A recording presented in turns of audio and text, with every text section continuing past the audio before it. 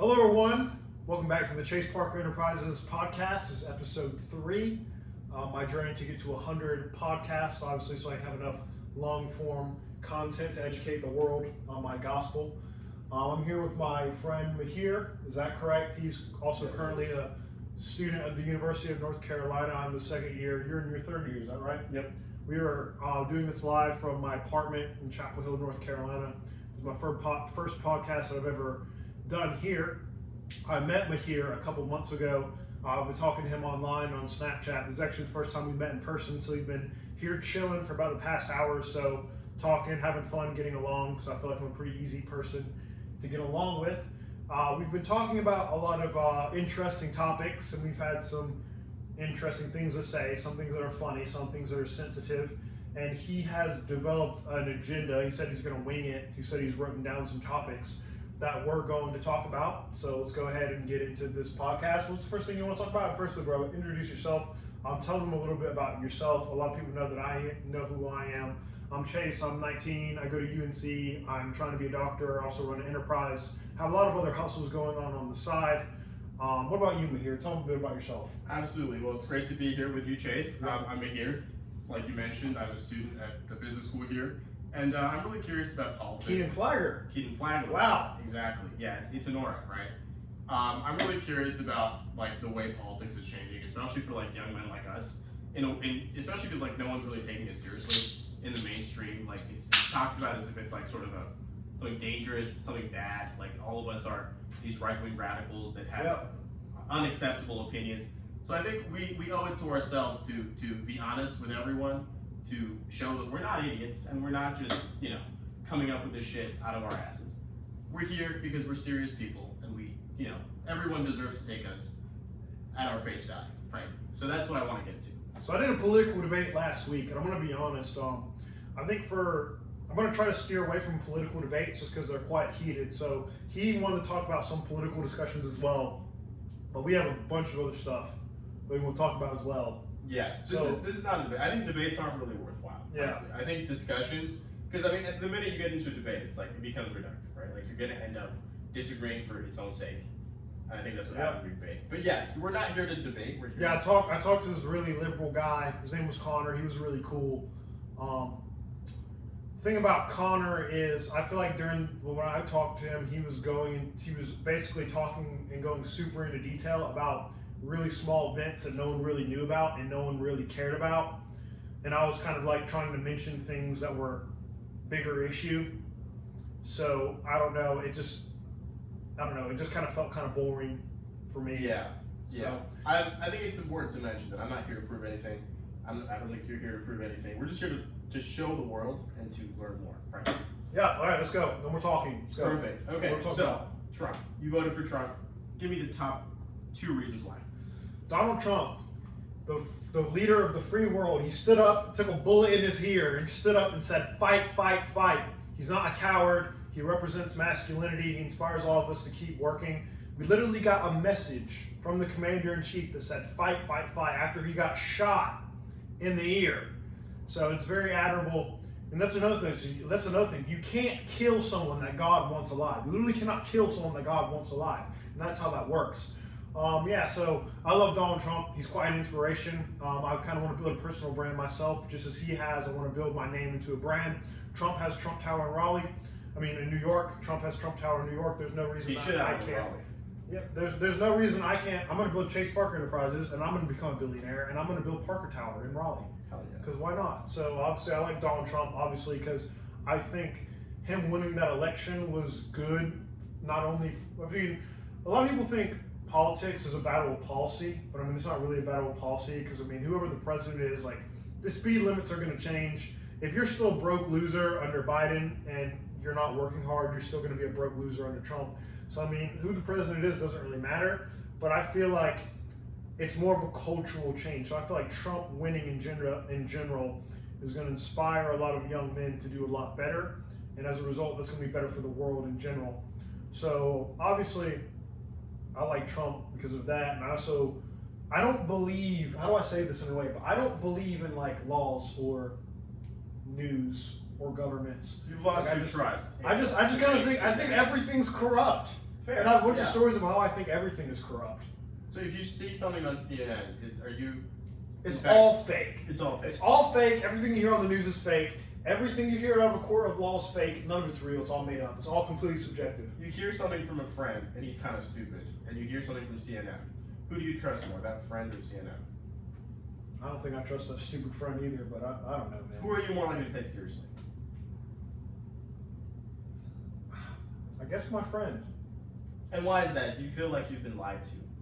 Well, I was super hard right for this election, bro. Like I'm gonna be honest. Like I was super hard right. Like I had one of my friends asked me like, who'd you vote for?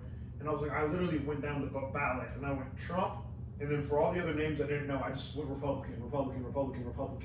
Like I was super hard right, and I think the reason I was super hard right is because I feel like the right in general just believes in like anti-government and small government. Okay. So I'm gonna be honest. I don't know if there's an elite group of people that rule the entire world. So it's kind of like Putin even said this himself. He's like, all these great presidents, they all come in and they have their big grand ideas, but as soon as the people with the white suits and coats come in, they basically all bend over pretty much. The bankers. And that's the thing. It's kind of like, okay, it's like you live in Russia, right? In Russia, don't say bad things about Putin. If you say bad things about Putin, you're going to go to jail. It's in China. If you live in China, you don't say bad things about President Xi and you won't go to jail. If you say bad things about Xi, you go to jail. And same thing in North Korea. If you say bad things about Kim Jong-un, you go to jail. That's understandable. But in America, under the Biden administration, I don't even know who's in charge. It's like, who's in charge? Like, it's like, okay, in Russia, I live in Russia. I know Putin's in charge. Cool. I respect Putin. I'm good. But it's like, in America, I don't even know who's in charge. So I don't know. I feel like there's genuinely a group of elitist people. A cabal. Yeah, something like that give all the orders to people, and I think Biden was just a puppet. Biden's just a puppet. That's why they love Biden so much, because he's a puppet. He just does whatever people tell him to, and that's why they hate Trump, because they view Trump as an employee. And Trump is basically just a very, very stubborn employee that doesn't listen. And that's why they hate him, because I feel like him alone within the past 10 years, he has done so much discredit to mainstream credibility. And same thing with Tate too. I feel like Tate's done a lot, especially for dudes my age. But I feel like 10 years ago, like before, like 2015, that's 10 years ago, wow. Like 2015, you heard something on the news, like you believed You took it seriously. But like now, like you hear something on the news, like people start to question it more. Like they don't actually believe it. And I feel like that's a lot of that's to come with Trump. And even going back to the 2020 election, a lot of people say that the 2020 election was real, it was valid, okay, cool. They'll say January 6th was a complete attack on the USA or something like that. But here's the thing, is because Trump even just said that the 2020 election was rigged, because he said it was rigged, you now actually have a small proportion of the population that believe the election was rigged. Yeah. So just because he said the election was rigged, you now have, say, a quarter of American people that actually believe the election was rigged. And do you think he's used that power wisely? Do you think he's responsible with it? I mean, I don't know. I know. I look up to him a lot. I think he just has balls. Like a lot of them don't have balls. I mean, like I said, he just started as president like 2 months ago. But I mean, we'll have to see what he does. I mean, I hope he brings peace in Ukraine. I hope he stops the killings in Palestine. I hope he stops sending money to foreign wars. I don't know. I just really like everything about Trump. But I feel like Trump has done so much discredit to the mainstream establishment. Kind of like what I mentioned before. Like, I'm gonna be honest, I haven't read 100 articles about the 2020 election because I'm not a loser and don't have time for that. So there's going to be someone out here that might leave a comment and say, I read everything about the 2020 election and I knew it was completely real and it wasn't fake. Okay, cool. You can believe that. I don't have time for that because I have a job and I have stuff to do. But I'm not going to say anything about the 2020 election because I don't know anything about it. But because of him alone, you now have a genuine portion of the population that literally does not believe in elections. And that's a problem. And that's why they hate him so much. Okay. But don't you think it's worthwhile, right? Like if someone discredits an entire establishment, entire institution, people die. People lose their, people died on January 6th. Do you think that's not good? Like I said, bro, I don't know anything about January 6th. I remember when I was 15 when January 6th happened, because that was during the COVID lockdown with school. I remember it was the first week of the second semester of my sophomore year of high school. And I remember being in Math 3. And I just remember my mom saying oh my goodness, look at the Capitol. And I just remember looking at it whatever. Because that's what a lot of people don't understand is that entire COVID lockdown, especially being a teenager during COVID, was miserable.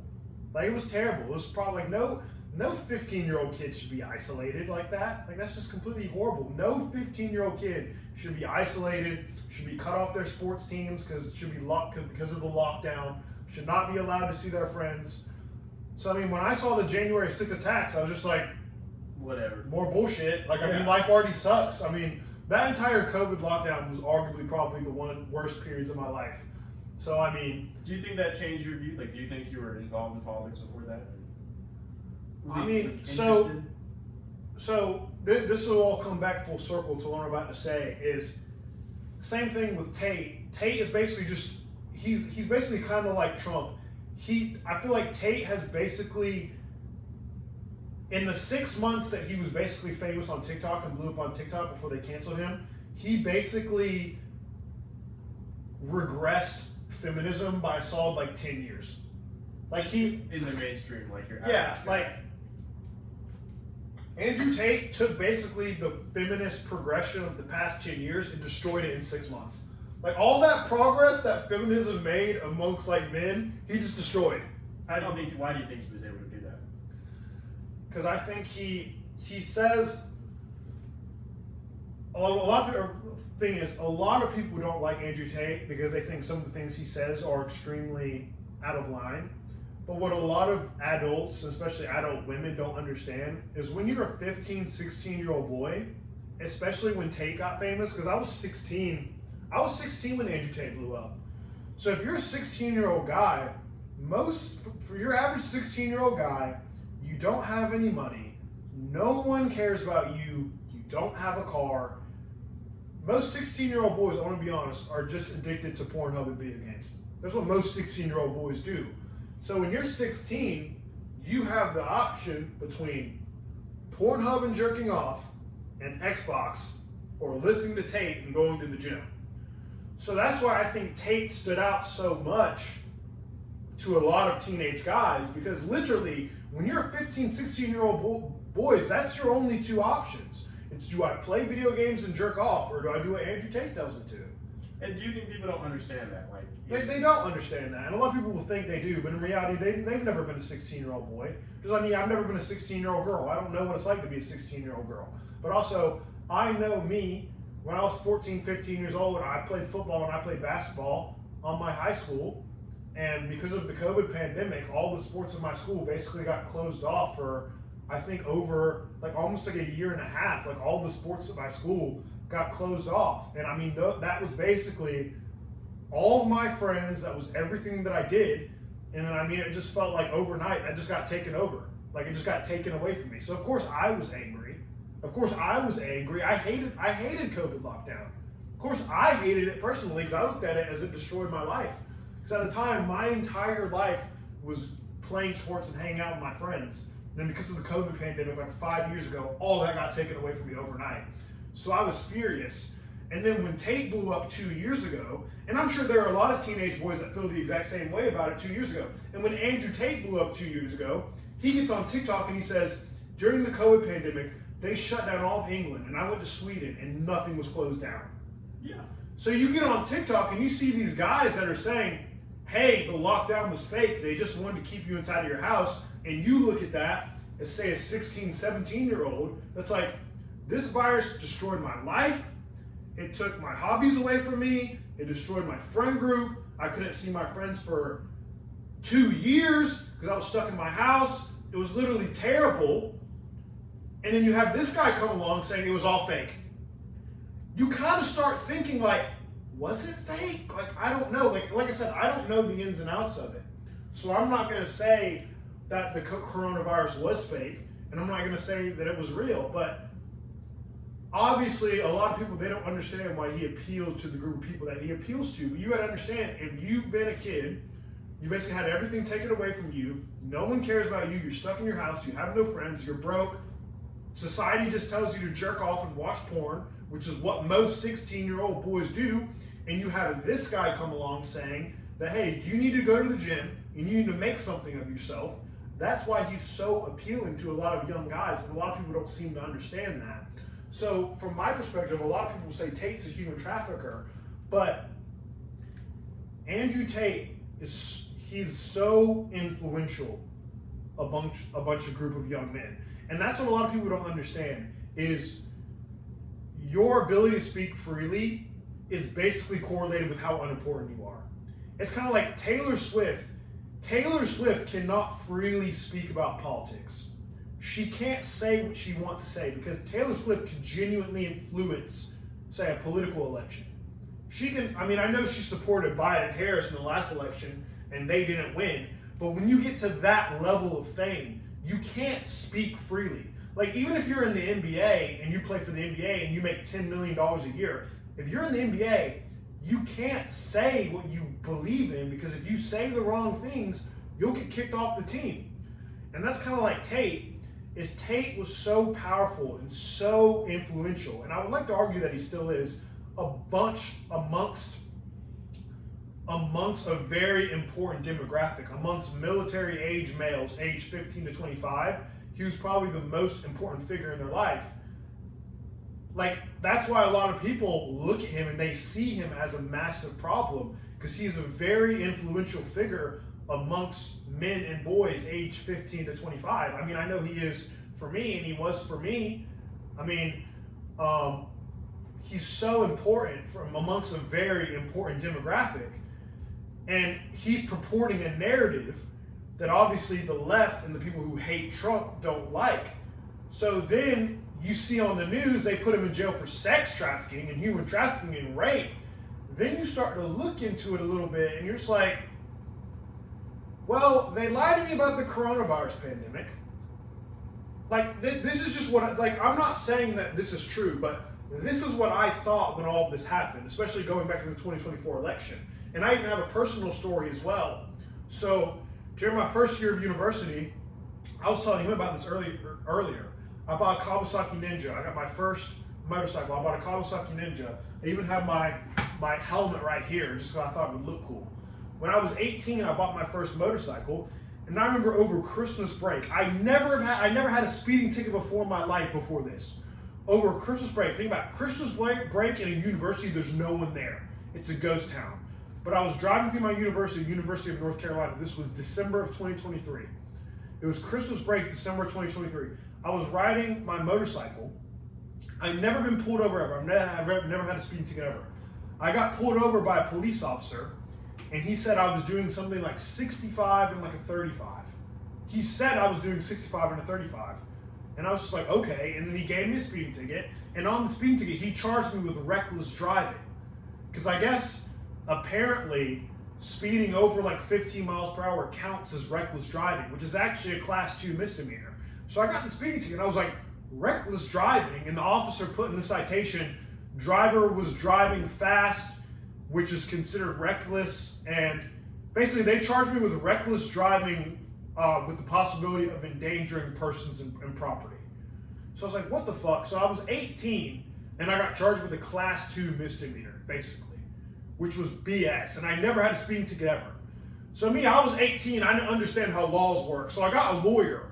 I got a lawyer in Orange County, a good lawyer, and I paid him $500. And I was like, hey, bro, can you just get rid of this? And that's not actually how legal processes work. So obviously, I got that case finalized now, but that entire case got pushed back a year, because basically how lawyers work is they're all sneaky. The lawyers and the judges basically are all playing cards with each other. So basically, my lawyer basically told me, hey, I'm basically trying to keep pushing your case back and back and back so we can hopefully get it under a different judge. And hopefully, if we wait long enough, basically the cop will be no longer involved in the case.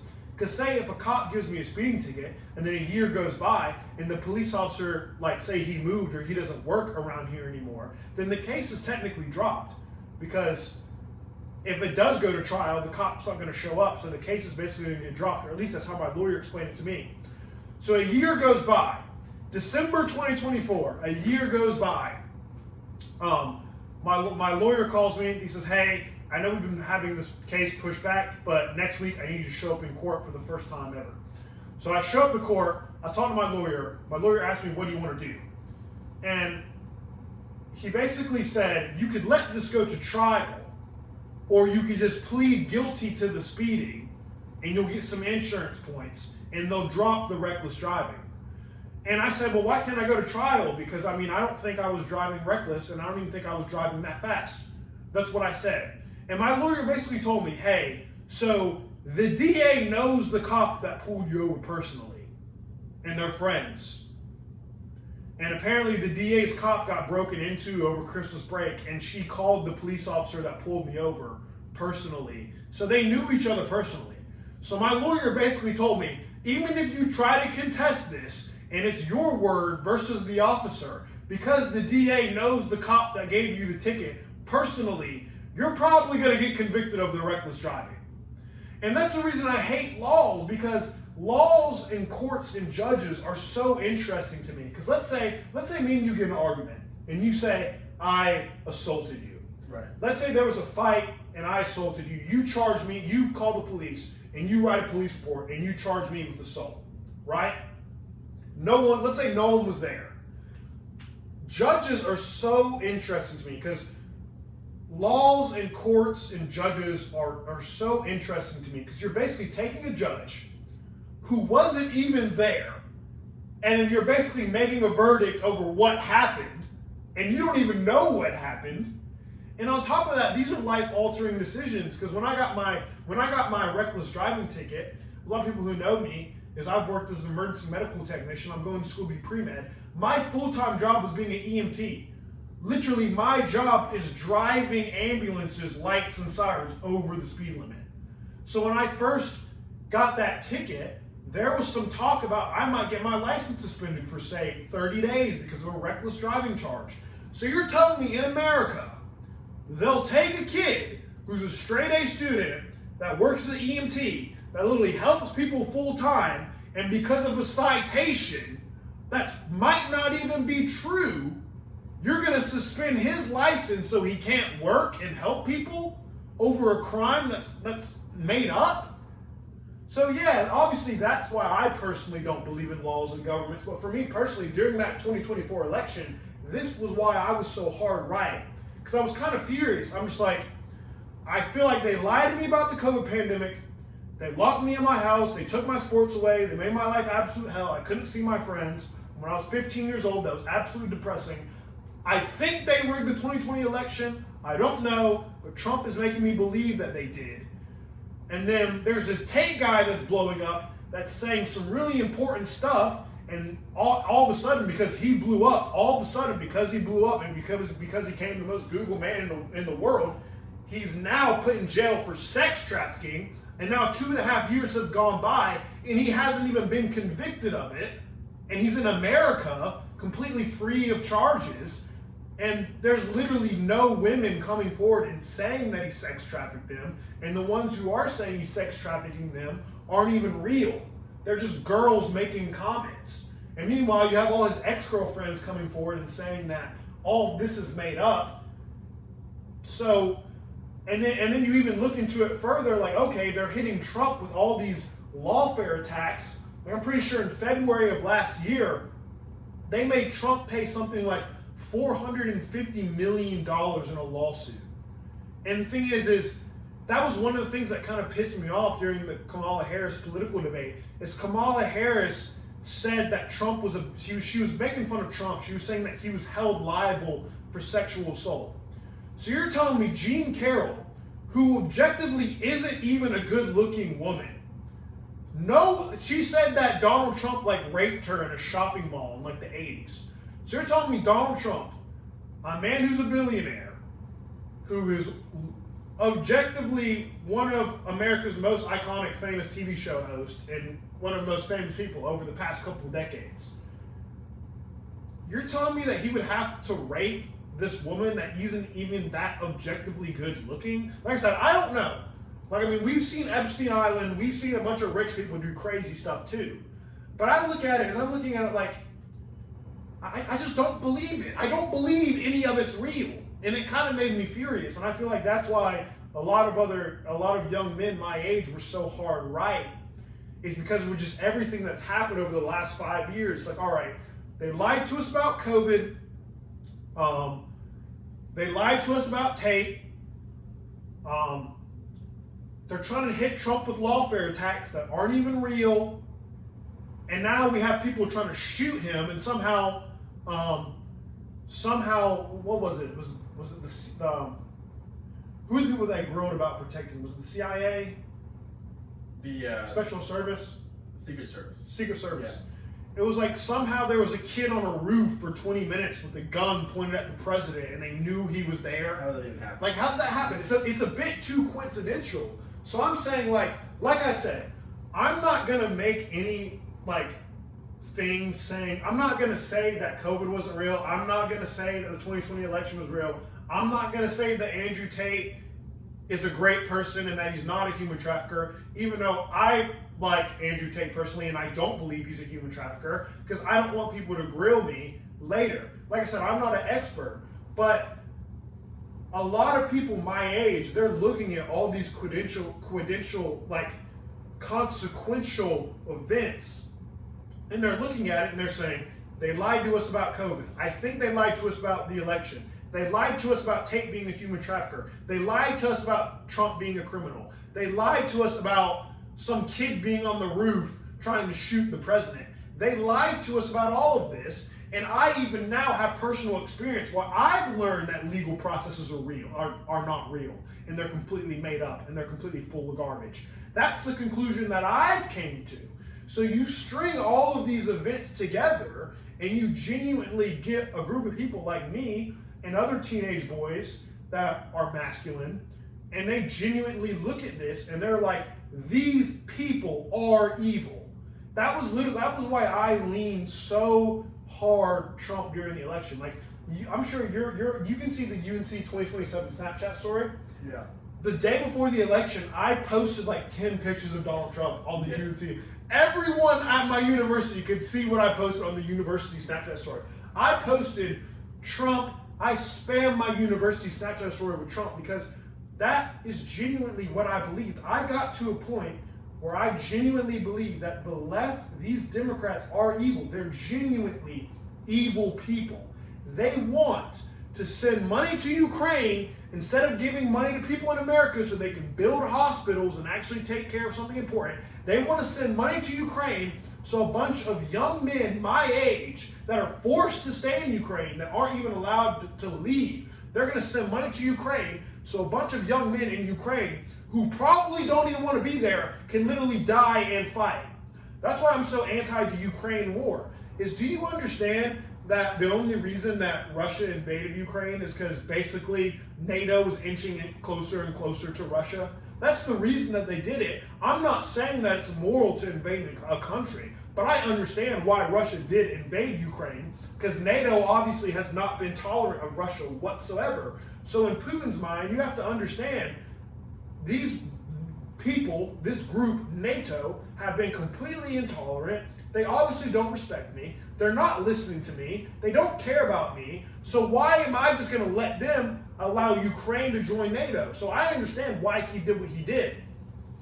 And it's funny, because a lot of liberals in San Francisco that have never had to fight, that have green and dyed hair, that live in their nice San Francisco apartment, being gay and having butt sex, living in San Francisco, they're so pro-Ukraine. They want to send money to Ukraine, and they just want men to die. Like, you don't even understand the war. And that's what I say. You, as a person who has never had to fight, who's never had to go to war, calling for war in Ukraine when you have absolutely nothing to do with it, you are a liar, and you are a coward, and you are a con artist. And I genuinely believe that these people are evil. That's why I believe. That's why I was so hard Trump. Because I genuinely got to the point where I believe these people are genuinely evil. Inside of my heart, I believe that they are evil. And I know I've kind of yapped about this for a little while as well. But I was talking to a girl like a couple months ago, and obviously she was saying she was going to vote for Kamala. And obviously I was having an educated discussion, because I try not to be narrow-minded. I would like to believe that I'm a quite open-minded person. But I was talking to a girl about why she was voting for Kamala, and I was saying, so you're telling me you can't buy a house because inflation's been out of control, you can't get a job, they want you, even as a white female, you can't get a job because they're just going to hire, they want to do domestic inclusion hires, so you can't get a job, you can't buy a house, wages aren't going anywhere, America's genuinely turning into a third world country, there's wars in Ukraine, war in Palestine, because no one respects democratic administrations. That's just how it is. No one respects democratic administrations. There's wars all over the world, you can't buy a house, you can't get a job, but you're going to vote for Kamala so you can get an abortion. Are you an idiot? And that's the way I thought about it. I'm like, you're an idiot. Like, you're an idiot. You're voting for Kamala so you can get an abortion. Literally. And the thing that's so funny about it in general is Trump's not even anti-abortion. That's the thing. Trump and Vance aren't even that radical. Vance is married to an Indian woman. He's not a radical extremist. Trump has had 3 wives. He's not an extremist. Trump and Vance aren't even anti-abortion, which is the funny thing about it. So I don't know. I feel like that election in general was so important for the sake of the world in general, because a lot of people on the left, they're pro-Palestine and they're pro-Ukraine, and they're actually right about the Palestine part, because no, you can't just allow Israel to kill little kids. Like, you can't do that. Like, that's not right. So they're right about the Palestine part, but they're actually wrong about the Ukraine part. So a lot of people on the left, they have that down, but I genuinely believed that that election was so important for the sake of the world in general. And that's why I was so happy when Trump won. Because a lot of thing is, I believe that every empire ever is going to implode, right? So the Roman Empire imploded. The American Empire is going to implode soon. The United States isn't the same place it was in the 1960s and the 1970s. In the 1960s, you could be a normal guy, you could graduate high school, you could get a normal unskilled job, and you can literally, back in the 1960s, you could afford a house, you could literally go to college, you could have a family, you could buy food, and you could still have enough money at the end of the month to invest into the S&P 500. So now you would have millions of dollars. But now if you're a normal unskilled, you work a normal unskilled job in America as an 18-year-old guy, you can't afford a 1-bedroom apartment. Okay, cool. You get a job at McDonald's. You make $10 an hour straight out of high school. You work 40 hours a week, 40, 50 hours a week. After your taxes, what are you earning? $1,600, $1,500 a month? What can you buy with that? You might be able to buy a crappy apartment, and you can literally buy food and gas. You're basically a slave, because you're basically spending all of your money on basic living expenses, and you have no money left over to basically do anything with. So you're basically a slave. So the United States obviously isn't the same place that it was 50 years ago, and I believe within the next 50 to 100 years, probably China is going to surpass the United States. I think China is obviously one of the upcoming world superpowers. China has a population like 4 times the United States. All production comes from Southeast Asia. So I don't know if America is going to be the #1 world superpower like it is now, like it will be in 100 years. That being said, I believe that if Kamala Harris was elected president, that regression, because as I mentioned, regression is always going to happen. You can't avoid it, and that's something that you can't argue with. No country is going to be the #1 country in the world forever. The Roman Empire fell eventually, and so will America will fall eventually. It's just destined to happen.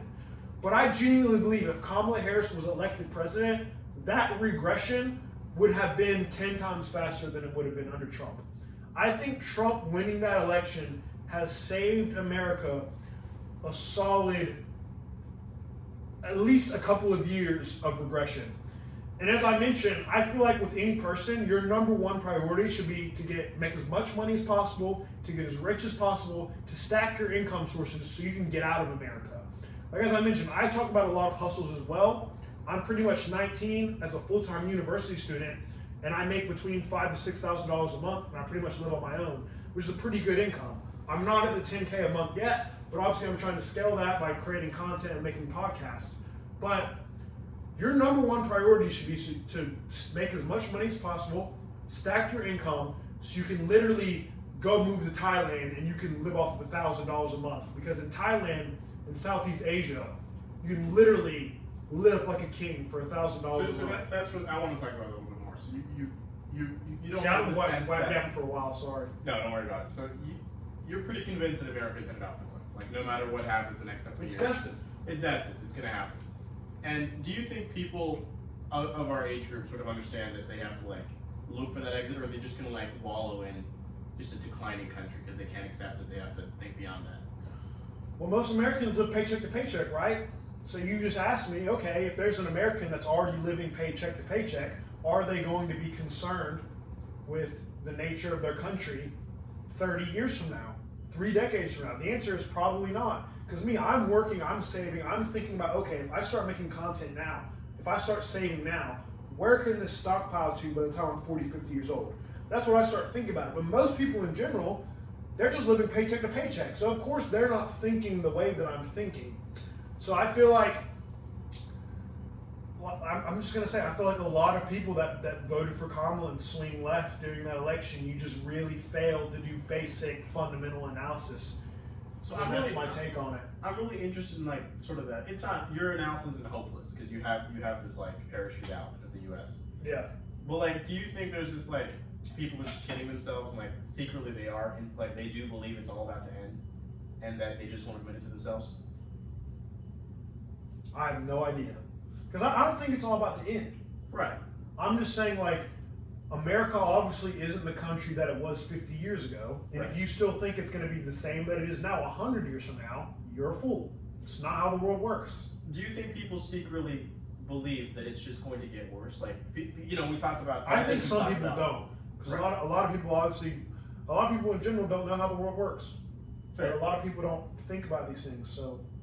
So do you think whenever, you know, at a rally you go to, it's all about it's going to get better, you know, the start of a new American golden age?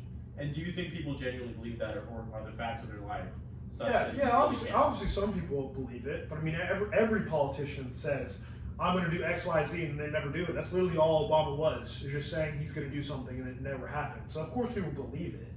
So do you feel cheated out of the American dream of the 60s and 70s? Do you think it was something absolutely, and that's why I believe a lot of men are marginalized, because a lot of people don't understand, as a man in the world today, growing up in the United States, absolutely no one cares about you. No one cares about you. So if you're not going to go to the gym, if you're not going to try to eat healthy, if you're not going to try to do your best to create a business and try to earn money, if you're not going to try to create content and make a personal brand, no one is coming to save you. If you're going to be lazy, absolutely no one cares about you. As I mentioned, post-World War II United States, you could be an average man. You didn't even have to be that impressive. You could have been fat and out of shape. You could have worked at a post office. You could have literally not even been that important. And you could have had a wife that respected you. You could have had a house. You could have had 3 kids. And you could still have enough money to afford everything you needed to. But now that's gone. Like, I don't know about you, but as I mentioned, we can talk about girls later. But I mean, I have a bunch of stories. As I mentioned, the game is getting harder and harder and harder and harder. And in this world, it's player versus player. It's player versus player. You're competing with everyone else. So, I mean, you're competing with every other dude in the world for that job you want. If there's a girl that you like, chances are you're not the only guy that wants to date her. She probably has at least 2 or 3 other dudes in her Snapchat that she's talking to. So it's literally player versus player. For every job you want, for every girl you want, for every A on a test that you want to make, for every medical school you want to get into, there are other people that also want to get into that medical school, that want to make an A on this test. So it's player versus player. So if you're not prepared to work every single day and face the basic reality then you're destined to lose. So yeah, absolutely. The post-World War II idea of the United States of American dream, it's absolutely over. And a lot of you need to get panicked and you need to start working as much as possible. If you're 18, 19 now, and you don't have at least 10K in your bank account, you need to panic. You need to get your life together. I don't understand, and that's another reason why I've been able to like save up so much and kind of do well for 19, is because when I was in high school, 17, 18, I didn't go to a single party. I remember when I first started university a year and a half ago, when I first turned 18, I had a bunch of people asking me like, hey bro, you want to go to that Rush event? You want to go to that party? And I was just like, no. Because I understood. I'm like, the game is getting harder. It's getting harder. Why? Why are you going to parties? Why? Like, there's no reason for you to be there. You understand that you're trying to go to some party so you can talk to that girl? I don't think you understand. There are dudes out here that have been hustling and grinding since they were 16, 17, and now they're 25 years old and they're worth $1 million and they have houses and they have 6-figure incomes. You as a 19-year-old, 18, 19-year-old in a frat party, you're trying to flirt with the 19, 20-year-old girl. Okay, cool. You're going to flirt with her. You're going to spend all your time trying to talk to that girl. You're going to get all emotional, all worked up about it. And she's dating the dude that's 25. So you need to get panicked. And that's the mindset I've always had. I'm like, why am I competing with, why am I trying to date girls my age now when she's talking to a dude that's 25 that has his life together? Obviously, I'm not going to win that battle. So why am I going to play the game on hard mode when I can just be that guy that works, levels myself up, and then by the time I'm 23, I'm 24, I basically have a house, I have hundreds of thousands of dollars in savings, and then you can basically get any girl you want. So, I mean, I look at dudes that are my age. So what about like people in relationships with, people in their class? They're the same age.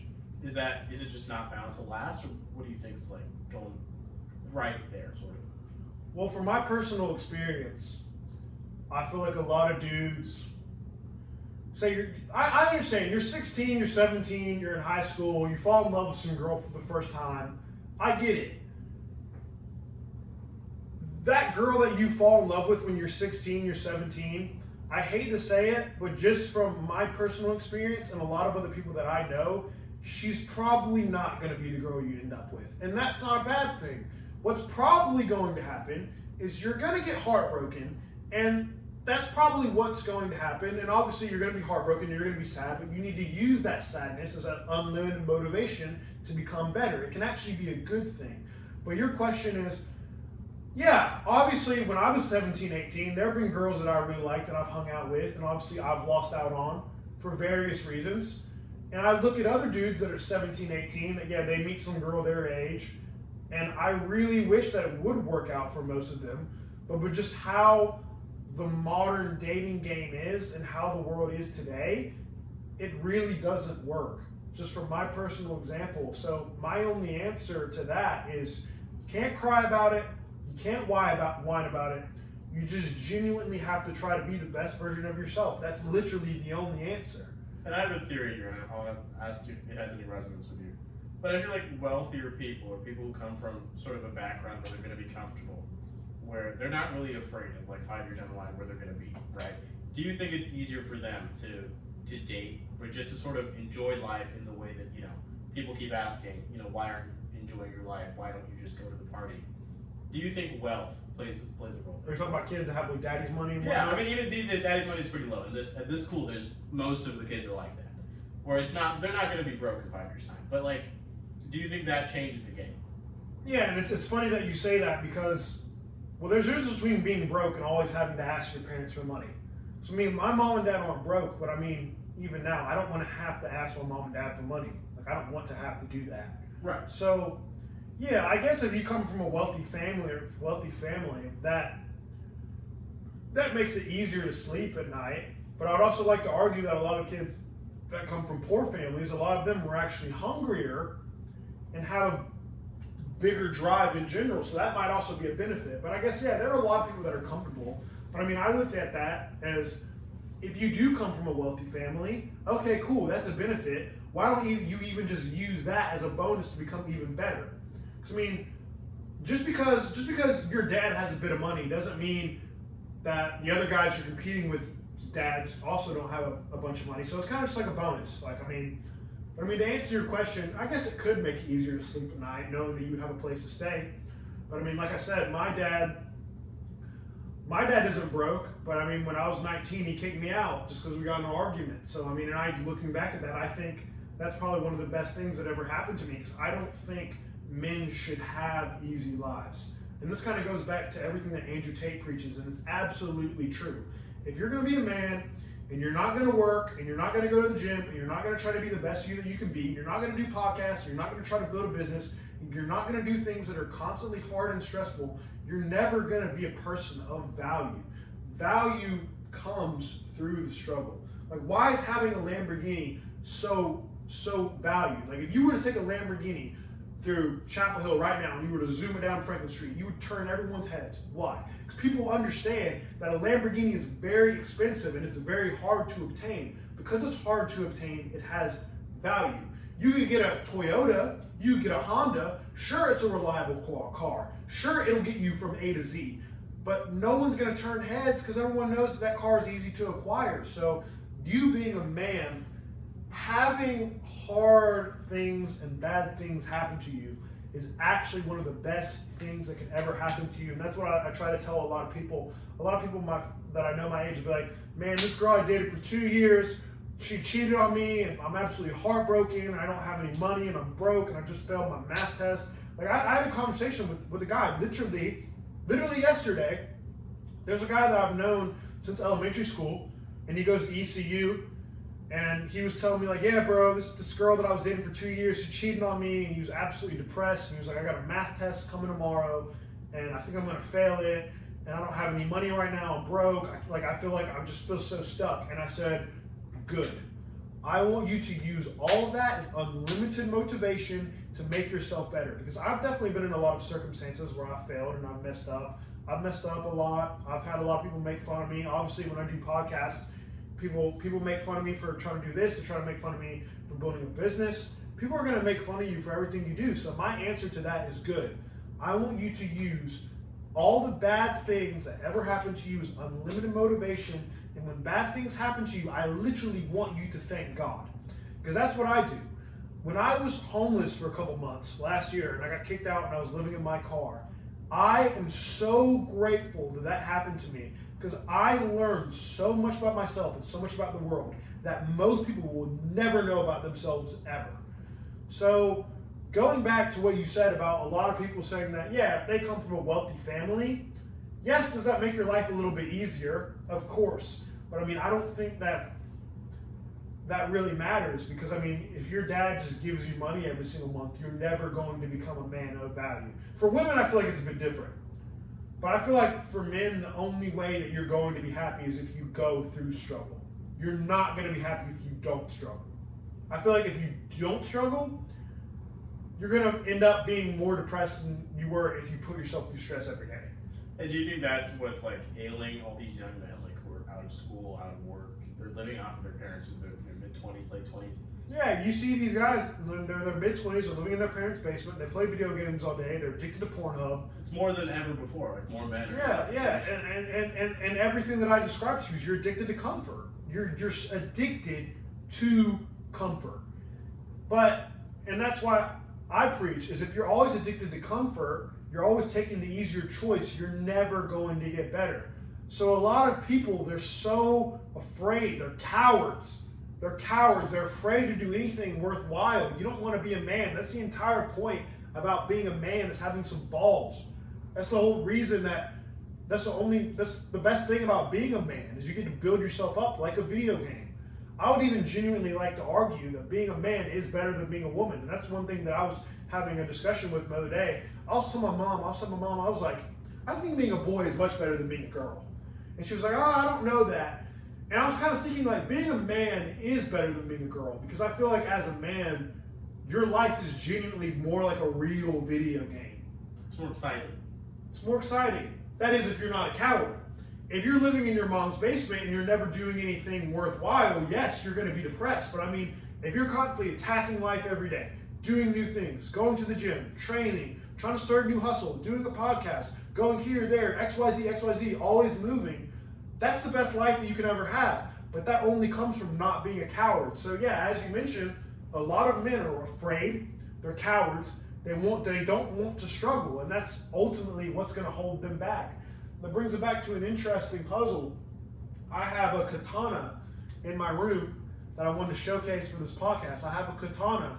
It's just super cool. It just reminds me to always fight and never be afraid, because I feel like Trump got shot in the ear and he stood up and he said, fight, fight, fight. The commander-in-chief, the leader of the free world, got shot and stood up, pumped his fist, and said, fight, fight, fight. So if that doesn't motivate you to not be a coward, I don't know what does. And if you're not going to get up and you're not going to work and you're not going to try to do something to make your life better, then you're going to eternally be a loser. And that's just the reality of life.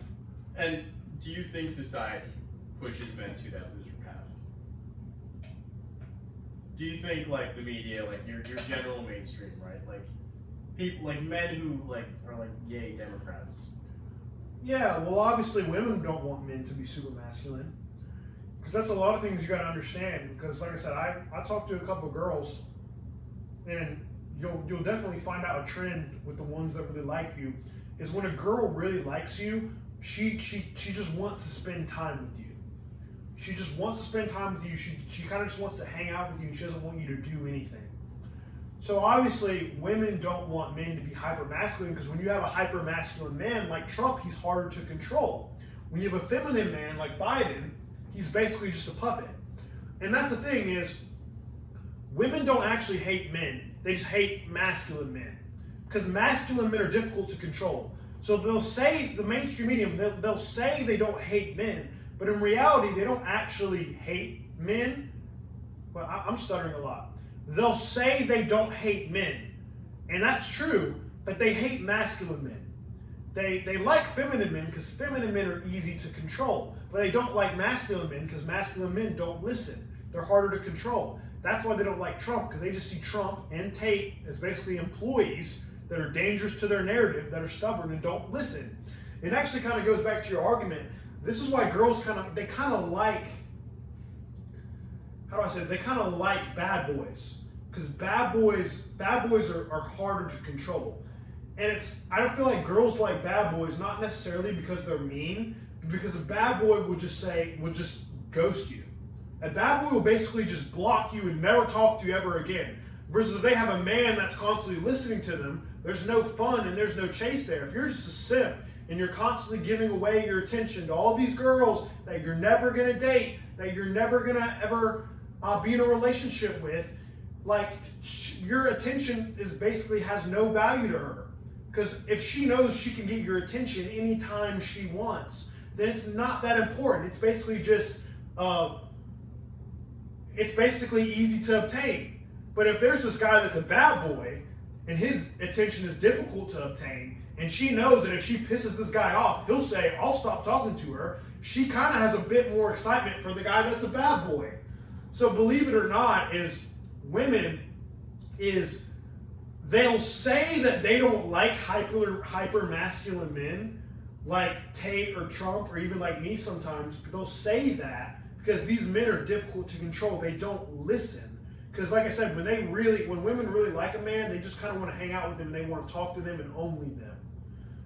But it's interesting because I've talked to girls and they'll be like, oh yeah, don't go to work today. I just want you to text me and hang out with me instead. And I'll say, the only reason that you do like me is because I work. That's the only reason you like me. There are 2 other guys in your Snapchat that don't have a job that will text you all day, every day. But you like me and not them because I am ambitious. So these girls, it's actually funny because women will say that they don't like hyper-masculine men like Trump and Tate. And some of them will straight up tell you that they like hyper-masculine men, the ones that are being honest. Obviously, the ones that are left and are liberal-leaning, they'll say that they don't like hyper-masculine men. But it's actually funny because they'll say they don't like hyper-masculine men, but deep down, that's the men that they actually respect. They don't respect the liberal guys. So, I mean, it's actually kind of funny when you think about it that way. So is that part of like the great, like, illusion and the lie that's like peddled out by mainstream society that yes, this is the person you should be, but in reality, you're gonna be. Yeah, I mean, they try to frame it as toxic masculinity, and obviously, yeah, like there are certain ways that you can bring it too far. Like, I mean, for example, Andrew Tate gets on podcasts and he calls people brokies because they're poor. He's not calling you a brokey because he actually wants you to feel bad. He's calling you a brokey because he wants you to motivate you to do better. But I mean, obviously, there's going to be some odd kid that takes Andrew Tate's advice and just starts making fun of everyone. Is that Andrew Tate's fault? No, not at all. But yeah, there are definitely some ways where you can frame it as toxic. And like I said, I don't believe in making fun of anyone. I respect anyone. If you're trying your best in life to become a better person and you're always showing up every single day trying to be the best version of you, I respect you absolutely.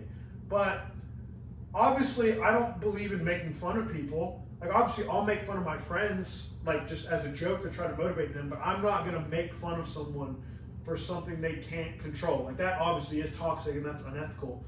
But yeah, they definitely try to frame masculinity as toxic, but it also goes back to is masculine men are hard to control. Women will listen to you. But if you take a hyper-masculine man won't listen to you. A masculine man will say, no, this isn't right. I don't believe in that. I'm not going to do that. And that's why they hate Trump. Versus Harris, I mean, she would have literally listened to everything the EU would have told her to do. She would have given money to Ukraine. She would have let young men to die if basically all the European leaders told her to. Because she's a woman. Women listen. That's kind of what they do. But hyper-masculine men like Trump are very, very difficult to control. They say, no, this is wrong. I'm not going to do that. Because men say no. Men draw a line. And they understand that if you cross this line, then there's going to be a problem. And that's what you're supposed to do. You're supposed to have boundaries. And if you don't have those boundaries, you're just going to be a simp. And you're going to have no self-respect. So, yeah, obviously, the media tries to paint it as they hate masculine men. Because masculine men are very difficult to control. But at the same time, those are also the men that they respect and want to date. So it's kind of funny how it works. So there's this other narrative, right? That like, you know, there's this idea that Trump is his own man. He won't listen to anyone. But there's also the accusation that he's corrupt. That someone like Elon Musk can pay him off, or someone like Saudi Arabia, you know, his son-in-law has a big fund from Saudi Arabia. So, you know, the EU can tell Kamala Harris something, but Saudi Arabia will just pay Trump. Do you think that's a problem?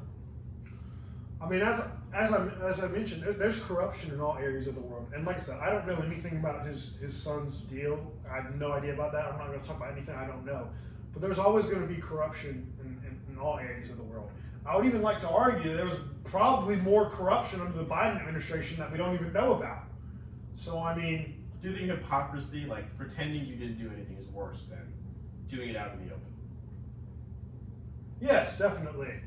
It's kind of like, I feel like I've definitely been in scenarios where one time I had a job, one of my 911 EMS jobs, I had a manager. One time I had a problem with something. So me being who I am, I brought it up with the manager and I told him about a problem. And that's how some people are. Some people would rather get rid of the person that brings up a problem than actually get rid of a problem. Right. So like I said, one of my jobs that I had a manager that I had an issue with one of my 911 EMS jobs. I brought it up. I said, hey, I don't like the way this works. I think I'm being treated unfairly here.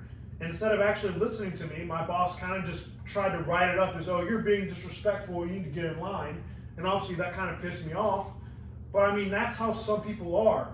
Some people would rather just get rid of the people that talk about a problem than actually fix the problem. And I kind of feel like that's kind of what the entire Biden administration was. Because like I said, I don't know where Trump and Tate's legal attacks come from, but it's kind of like they understood that there was a problem. They have their political opponent, Trump, and they have this other guy who basically has the entire military-age male group in the palm of his hands. So then they're looking at it from this perspective, okay, instead of actually fixing this problem, we're just going to put the people in jail and silence the people who just go against our agenda. And that's kind of what I feel like the entire Biden administration was. So I feel like in any in any government, there's always going to be corruption. But I would like to argue you just have to pick who you think is going to be less corrupt. And as I mentioned, I'm a big fan of Elon. I'm a big fan of Trump, obviously. But I'm also a big fan of Elon. Like, as I mentioned, like 2021, when I first got into day trading stocks, I really looked up to Elon, and I looked in a lot into his business ventures, about him starting PayPal and him cashing out $100 million when he was young.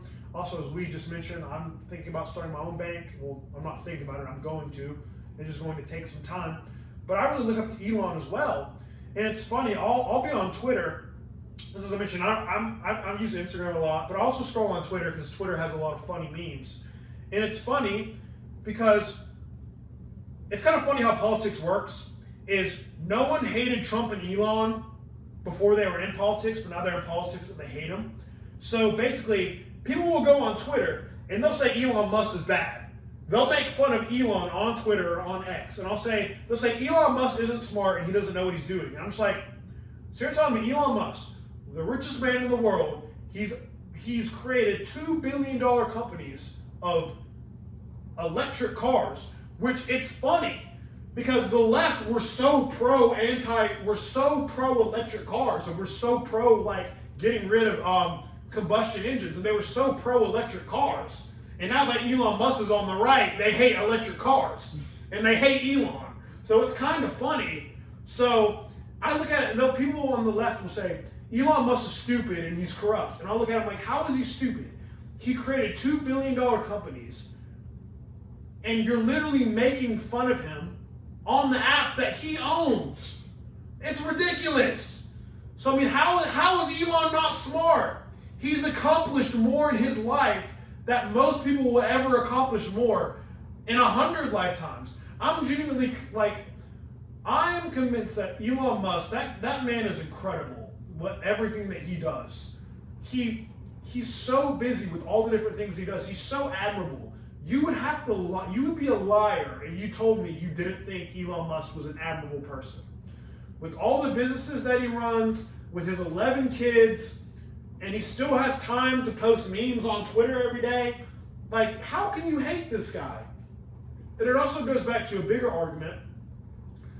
If there's a girl you're really talking to, and she's not texting you back, she doesn't care about you, bro. Because Elon Musk runs SpaceX, and Tesla, and he works for the government, and he still has time to tweet 20 times a day. So if that girl isn't texting you back, she doesn't care about you. But yeah, going back to your question about corruption, I think I'm very happy with where we're at. So I mean, and as I mentioned, I don't know anything about Saudi Arabia and Trump's son deal, so I can't talk much about that in general. But I would actually like to believe that we were living under more corruption under the Biden-Harris administration than we are now. So I think this really gets to my point, which is that was the stench of corruption so much that even if you don't take Trump at face value, and let's say most people in the country don't, you should give him the benefit of the doubt.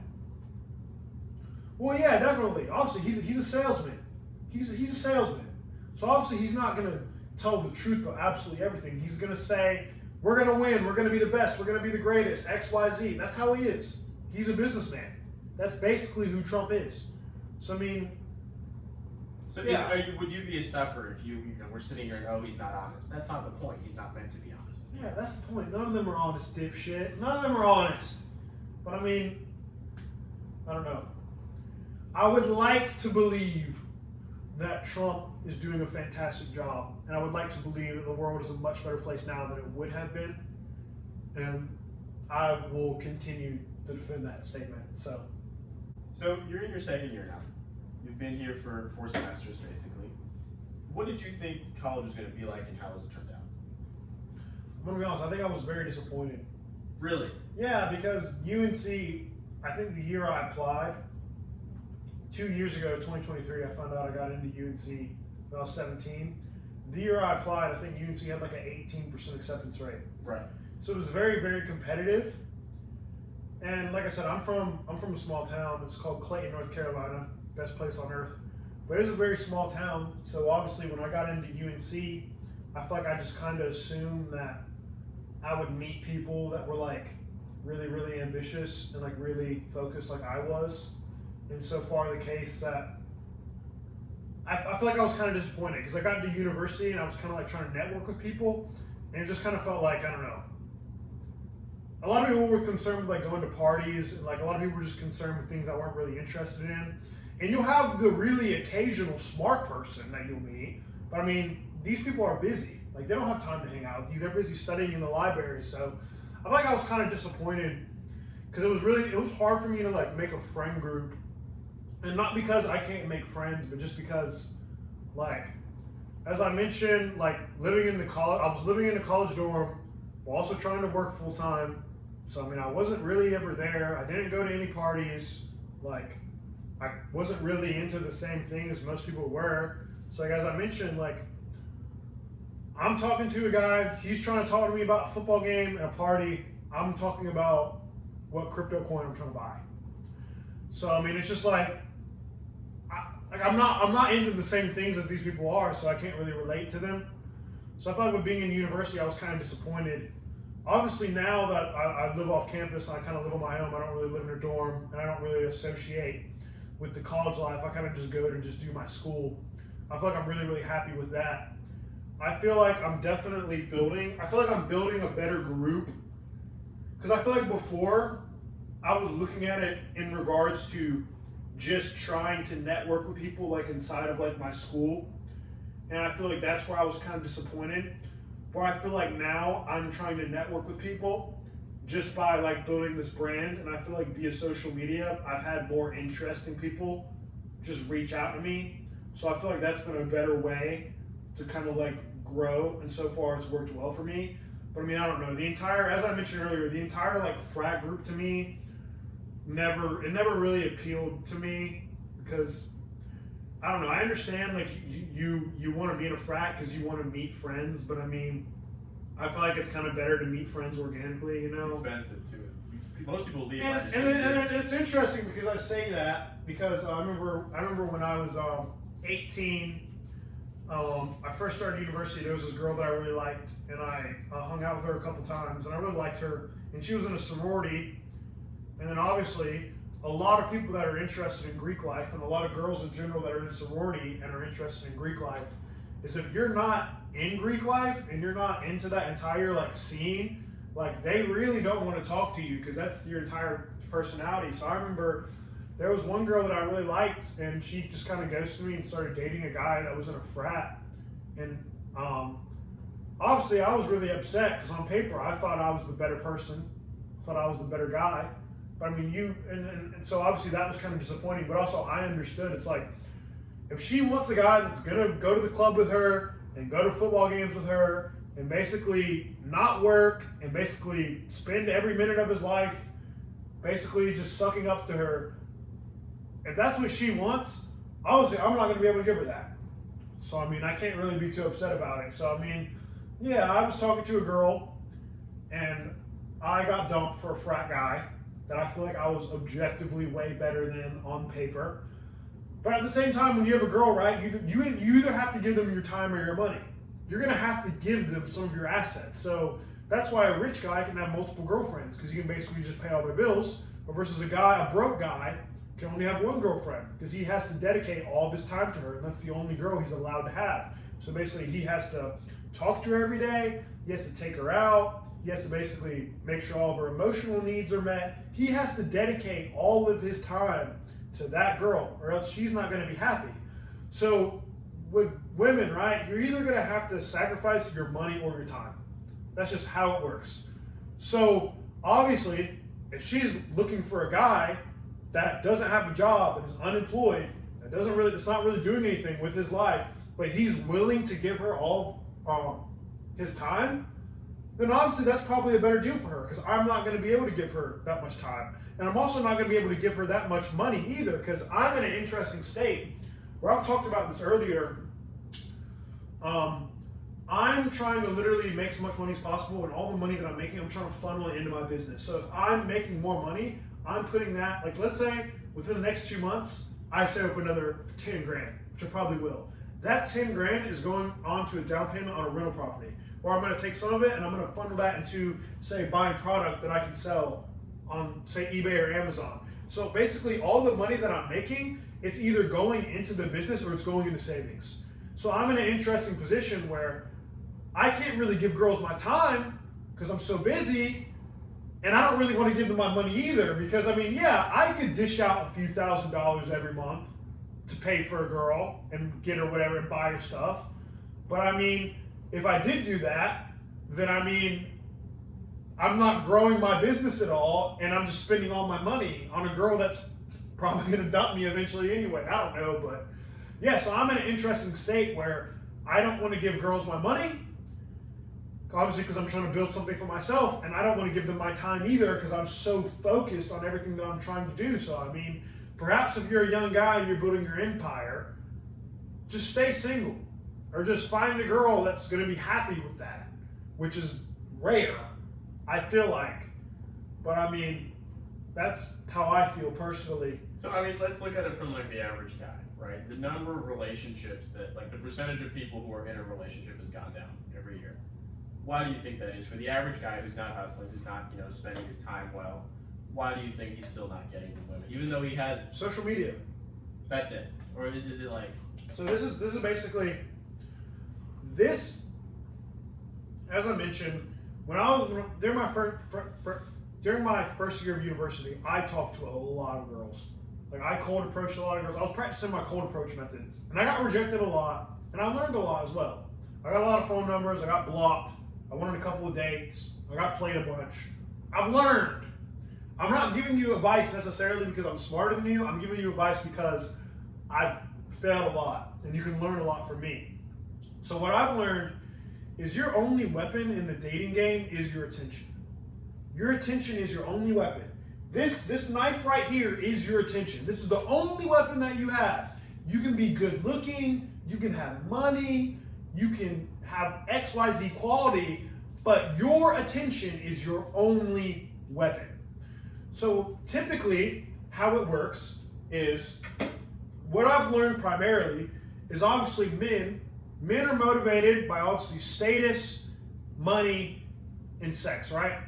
So obviously you have a girlfriend, you get sex, obviously men, you want money, and obviously status too, because if you have a really, let's be honest, if you have a really hot girlfriend, other dudes look at that and they're like, wow, that really hot girlfriend is loyal to you. It's a status symbol.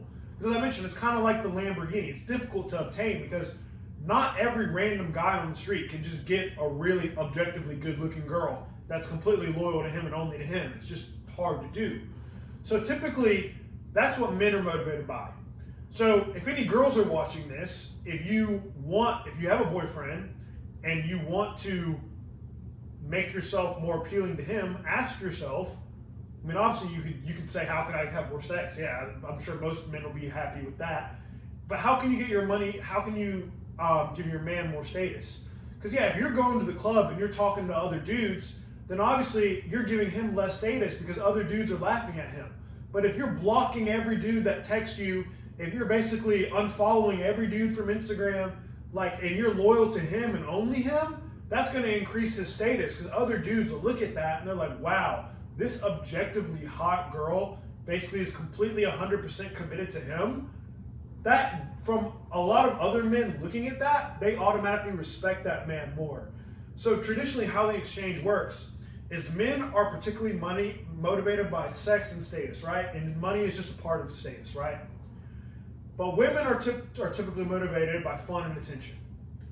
I feel like that's what women are motivated by. So a lot, just from my personal experience, girls are motivated by fun and attention. Yeah, obviously when girls get older or women get older, they want stability and they want to be taken care of, yeah. But I feel like a lot of girls in university, specifically, that are in college, they're just motivated by fun and attention. That's what they want.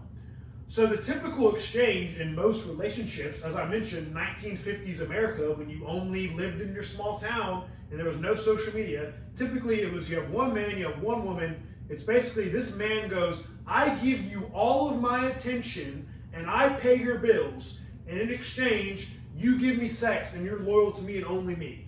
That is typically how most relationship exchanges work. Because as I mentioned, women are motivated by fun and attention, and men are motivated by sex and status. So a lot of dudes will say, girls only want money, girls only want money. And I would say that's not really true, because girls don't really see money. It's just, money just facilitates fun. That's why they like money. They're not necessarily interested in the money, they're just interested in the lifestyle. So as I mentioned, you can be a guy that's working on yourself and making money, but I mean, if you're not gonna spend money and take her out to the club like I'm not gonna do right now, she's obviously gonna date the frat guy who will, because that lifestyle is more fun to her.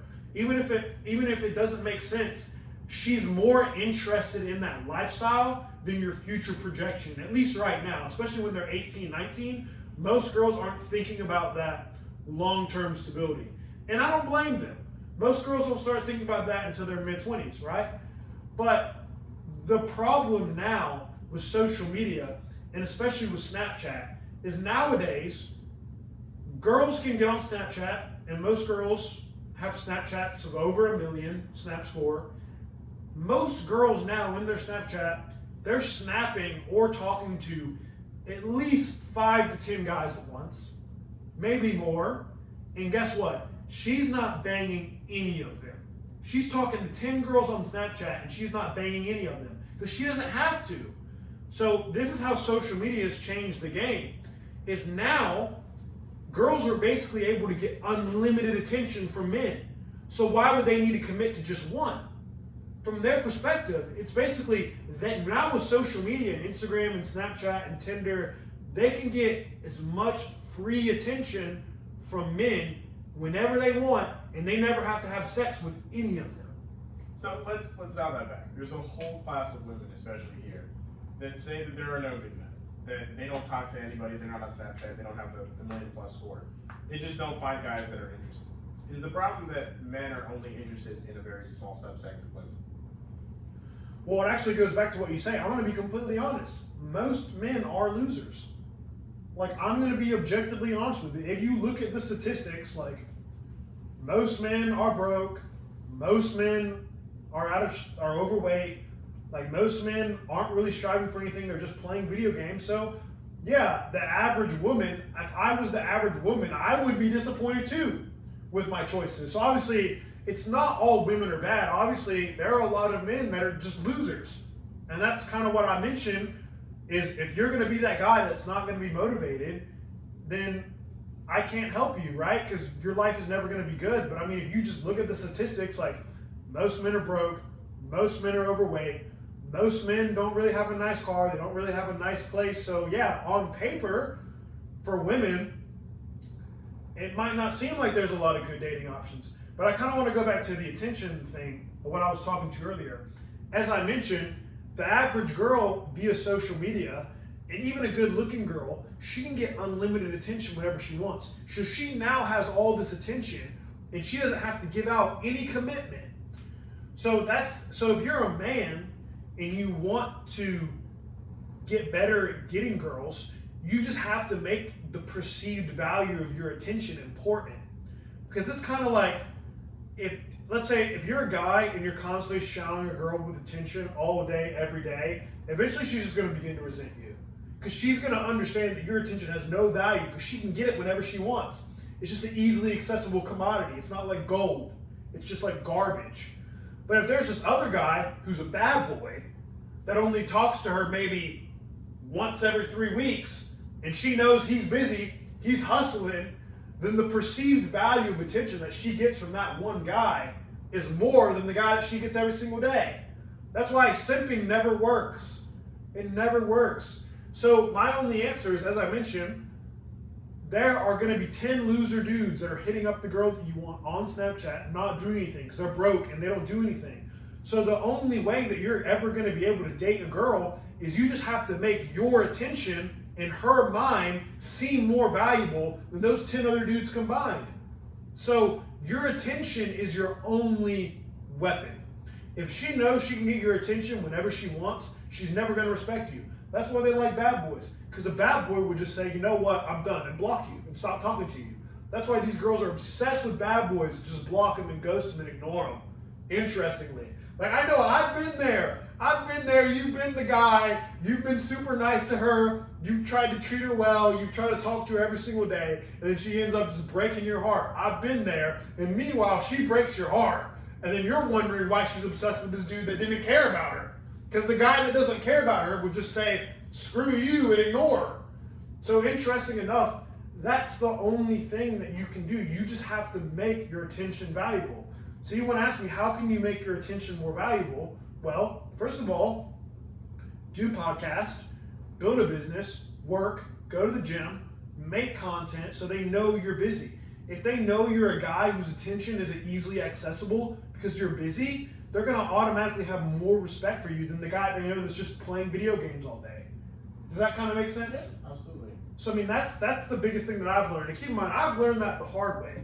Like, I'm not a guru, but I mean, just times and times again, you'll date a girl and you'll try to be super nice to her and you'll try to talk to her every day, and it just seems like she doesn't care and she just gets tired over a little bit. And that's kind of what I've learned. The only weapon you have is your attention. And obviously, if she lives with you and you're basically letting her live with you rent-free and you're basically kind of paying some of her bills, then of course your attention now has value. Because she knows if she upsets you, she's not going to have a place to stay. So, I mean, it's just all about it. Like, everything I talk about goes back to you need to become the best version of yourself. Like, it doesn't matter what it is, whether you want a job, whether you want to get in good shape, whether you want to get a girlfriend, whether you want to make money, whether you want to get a good grade on a test. All of it goes back to just trying to be the best you can be. Because if you're always trying to be the best version of yourself, you'll just kind of start to find that a lot of that other stuff will just kind of take care of itself. And that's nothing you got to remember. It's like, you're the prize, bro. Like, you becoming the best version of yourself should absolutely be the number one priority in your life. Like, that is the prize. Because like I said, bro, this is the only life that you're ever going to get. And you're only going to get to live life as you. So you need to be ultra obsessed with trying to make your life the best possible existence that it is.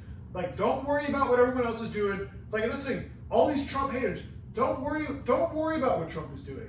I get it. You're upset Trump won the election. Okay, cool. You can vote again in 2028. We'll see. There'll be another election. But you're spending time hating on Trump and hating on Elon, while meanwhile, they don't care, and meanwhile, you're not doing anything with your own life. So, I mean, it doesn't matter what your problem is. You need to try to work super hard and become the best version of yourself, because if that's the prize, bro. All the other stuff is the bonus.